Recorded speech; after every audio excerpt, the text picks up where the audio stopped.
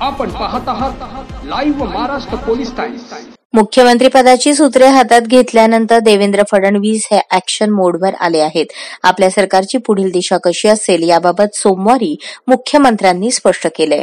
नोकरी रोजगार उपलब्ध करण्यासाठी अनेक योजना राबवण्यासाठी त्यांनी रूपरेषा तयार केली आहे। 1.5 लाख नोकऱ्यांसाठी देवेंद्र फडणवीस यांनी आदेश दिले आहेत।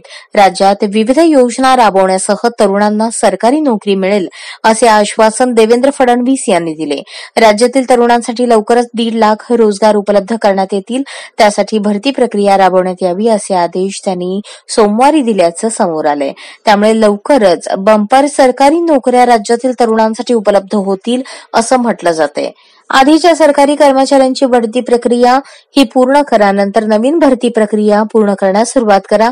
नवीन भरती आणि विद्यमान कर्मचाऱ्यांना डोमेन ज्ञान आणि तंत्रज्ञान अवलंबन यावर लक्ष केंद्रित करणारे सर्वसमावेशक प्रशिक्षण मॉड्यूल विकसित करा, असे देवेंद्र फडणवीस यांनी सांगितले।